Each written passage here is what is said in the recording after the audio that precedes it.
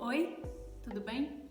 Eu estou aqui um pouco pensando sobre um assunto que a gente estudou esses dias na escola dominical, através dessa revista, que é a lição de número 9, a suficiência de Cristo em meio às dificuldades.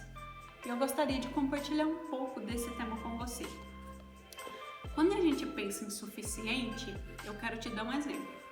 Se você estivesse em um supermercado fazendo uma compra e na hora de passar as mercadorias no caixa, você descobrisse que seu dinheiro não desse para pagar as contas, o que você faria? Eu já vi isso acontecer e, no geral, as pessoas devolvem um pouco dos itens comprados para que o dinheiro seja suficiente para pagar a conta. Então, quando a gente pensa em suficiência, em suficiente, o dinheiro que você tem em mãos, por exemplo, R$50, tem que ser suficiente para você pagar aquelas compras. Além de ser suficiente, o dinheiro também ele é necessário. Não tem como você pagar as compras de outra forma. Ele é essencial, ele é extremamente necessário. Você precisa do dinheiro, seja físico ou seja no cartão, para pagar aquela compra. Quando a gente pensa em suficiência de Cristo em meio às adversidades da vida, dá pra gente pensar nesse mesmo sentido. Primeiro, que Cristo, ele é necessário. Ou seja, no meio de uma dificuldade, não tem como a gente vencer ou a gente sair de forma vitoriosa sem ter Cristo. Ele é necessário e ele não pode ser substituído por outra coisa. Eu sei que às vezes a gente quer ou tenta substituir Jesus por outra coisa na nossa vida. Às vezes a gente acha que por ter um dinheiro a gente pode contornar uma situação. Às vezes a gente acha que por ter influência a gente pode contornar uma situação, mas nenhuma dessas coisas substitui a Cristo. Cristo é necessário nas dificuldades da nossa vida. Além disso, Cristo ele é suficiente, não precisa de um complemento a mais. Quando Cristo está numa situação, ele tem poder para resolver qualquer problema, mesmo que seja extremo. Ele não precisa de uma ajudinha. Então, ele é suficiente, não precisa de complementação. E quando a gente pensa nisso, nessa questão do sofrimento, eu sei que a gente se pergunta, né? Mas por que o justo sofre? Por que as pessoas boas passam por dificuldade? O exemplo de Jó na Bíblia é um dos exemplos mais emblemáticos disso. Então, quando Jó foi provado por diversos tipos de problema, né? Perdeu os filhos, perdeu os bens, mas principalmente perdeu a família, né? Tudo que ele tinha foi levado dele. Essa provação de Jó foi porque ele era justo. Parece ser contradizente, né? Mas Jó, quando Deus fala com Satanás e fala: observaste o meu servo Jó? Porque ninguém há na terra mais justo que ele, né? Ele se desvia do mal, ele levanta de madrugada para fazer sacrifício em favor dos seus filhos. Então Jó, ele era um exemplo, né? Um exemplo de homem que temia a Deus, e porque ele era justo, ele foi colocado naquela situação de sofrimento. É certo que as dificuldades, que o sofrimento, ele é uma realidade na vida humana. Ninguém está isento de passar por sofrimento, nem mesmo aquela pessoa que é um servo fiel de Cristo, que é um verdadeiro cristão. Muito pelo contrário, o próprio Jesus disse que nesse mundo nós teríamos aflições e que ele tinha vencido o mundo, né? Cristo venceu o mundo. Então não tem como a gente negar que nós passaremos por problemas, por dificuldades. Isso é fato na nossa vida. Cada pessoa passa um tipo de problema diferente. Às vezes os problemas se repetem no decorrer da nossa vida. Isso se deve ao que aconteceu na queda do homem lá em Gênesis capítulo 3. Desde que o homem ele pecou, o homem ele traz consigo essa carga do pecado, essa consequência do pecado original, que é a morte. Algumas vezes a consequência do pecado é a morte física e muitas vezes é a morte espiritual. Mas a gente de fato sofre o sofrimento humano, ele vem dessa causa original que é o pecado. Então, mesmo que você se considere uma pessoa boa, ou que você acha que é justa e que não merece aquele sofrimento, a gente pode sim sofrer por causa desse pecado original. Assim como foi com Jó. Jó sofreu sendo justo. Mas eu gostaria de ler com você um texto de Filipenses, capítulo 4. Então, Paulo aqui fala, em Filipenses 4, versículo 12 e 13. Paulo fala assim: eu sei estar abatido e sei também ter abundância.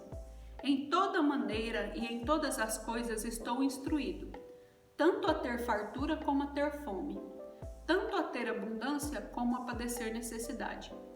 Posso todas as coisas em Cristo que me fortalece. Então, Paulo aqui nesse texto de Filipenses, esse texto aqui vai muito além de uma frase de otimismo, né? De uma frase de efeito. Posso todas as coisas naquele que me fortalece. É muito além do que simplesmente dizer isso de boca para fora. Isso aqui não é frase de efeito.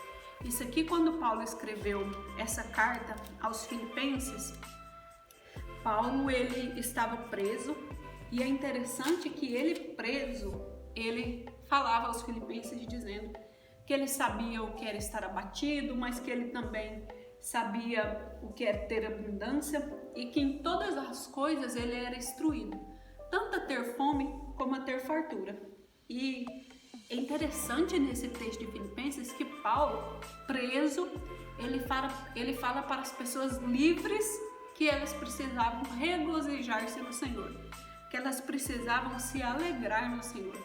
Isso é de um aprendizado muito grande, porque por vezes pessoas que estão passando por mais dificuldade que a gente, por mais problemas familiares, por mais situações difíceis, a gente percebe que ela está incentivando as outras a se alegrarem. E isso não é possível humanamente. Uma pessoa do lado humano, ele não consegue se alegrar nas dificuldades. Isso só é possível porque ele está em Cristo. É por isso que Paulo diz: posso todas as coisas, boas e ruins, em Cristo, que me fortalece. A gente só consegue suportar tudo se estivermos em Cristo. E também eu gostaria de ler com você ainda um texto de Paulo, de 2 Coríntios, capítulo 4, versículo 7.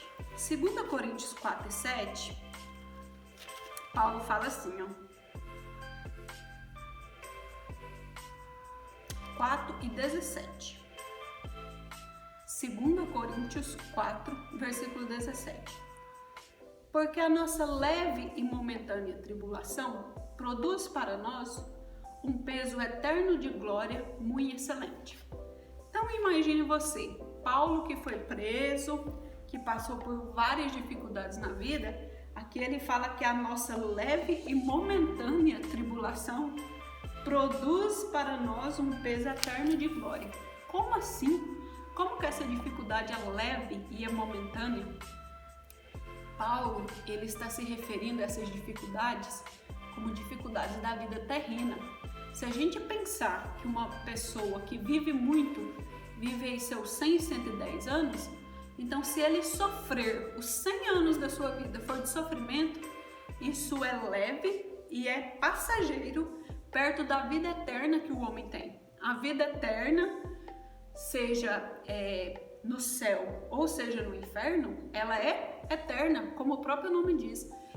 São anos que não se podem calcular.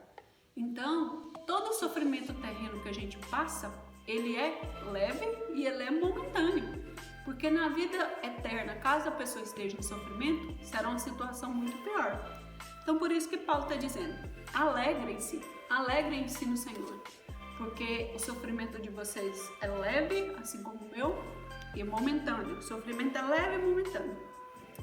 E eu gostaria de concluir com você pensando um pouco no texto que nos diz em João 16 e 33. Esse texto de João 16 e 33 é uma chave muito importante para a gente entender esse assunto do sofrimento na vida humana. João 16 e 33 diz assim: Jesus está dizendo, tenho-vos dito isso, né? Jesus estava dizendo como ele venceu o mundo anteriormente aqui no capítulo. E quando ele diz como ele venceu o mundo, ele conclui assim: tenho-vos dito isso para que em mim tenhais paz. No mundo tereis aflições, mas tende bom ânimo, eu venci o mundo. Eu sei que tem pessoas que concluem esse versículo, acrescentam as palavras e diz assim: no mundo tereis aflições, mas tende bom ânimo, eu venci o mundo, vocês também vencerão. Na verdade, Jesus não está falando isso, vocês também vencerão. A gente que complementa. Na verdade, Jesus está dizendo: tenho-vos dito isso, que eu venci o mundo, para que vocês tenhais paz. No mundo vocês terão aflições, mas eu venci o mundo. Então, quando Jesus diz isso, ele está dizendo para o ser humano que a chave do sucesso para vencer o mundo é que a pessoa esteja em Cristo, porque é Cristo que vence o mundo.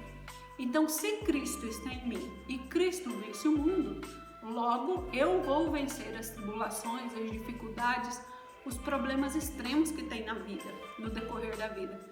Não tem como eu vencer esses problemas se eu estiver sozinha, porque é Cristo que vence o mundo. Então hoje, eu e você, nós precisamos reconhecer que a gente precisa de Cristo na nossa vida. Isso é fundamental, Isso é fundamental, que a gente reconheça Cristo na nossa vida.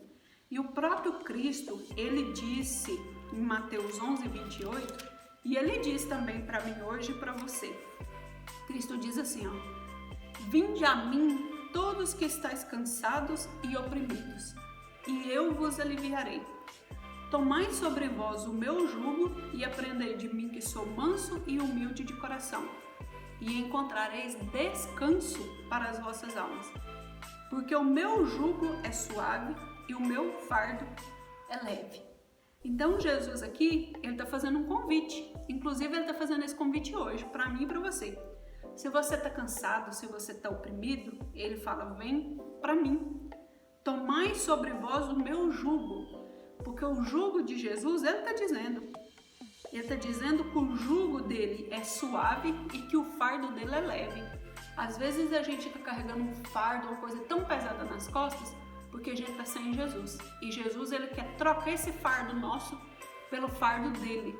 E o fardo de Cristo, ele é leve. E aí Jesus diz, se vocês estiverem em mim, se vocês levarem o meu fardo, vocês terão descanso para as vossas almas. E eu quero fazer esse convite hoje para você. Convide Cristo para ser o Senhor da sua vida. Tome para si o fardo de Jesus. Deixa para trás esse fardo que é seu, essas dificuldades que é sua. Eu tenho certeza que você vai conseguir vencer o mundo, vencer as dificuldades, se você estiver em Cristo. E eu espero que eu e você possa dizer o mesmo que Paulo disse. Posso todas as coisas naquele que me fortalece. Se você aceitar hoje Jesus como Senhor da sua vida, eu tenho certeza que Ele vai dar esse descanso para sua alma. Eu espero que você tenha um encontro real com Jesus, verdadeiro, que você possa, além de encontrar individualmente com Jesus, que você possa também congregar com outros, assim como a Bíblia nos ensina a estar em comunhão com os irmãos, para que a gente possa crescer no conhecimento, para que a gente possa se desenvolver espiritualmente. Procure uma igreja que seja próxima de você, no seu bairro. Se você não souber onde ir, me procure. Eu posso te ajudar com isso, te indicar alguma congregação. Eu congrego na Assembleia de Deus Madureira, onde você também é muito bem-vindo, caso você queira nos visitar e aprender mais sobre Jesus. E, principalmente, ter Jesus como algo insubstituível na sua vida, necessário, e que também Jesus seja algo muito presente. Até mais. Tchau.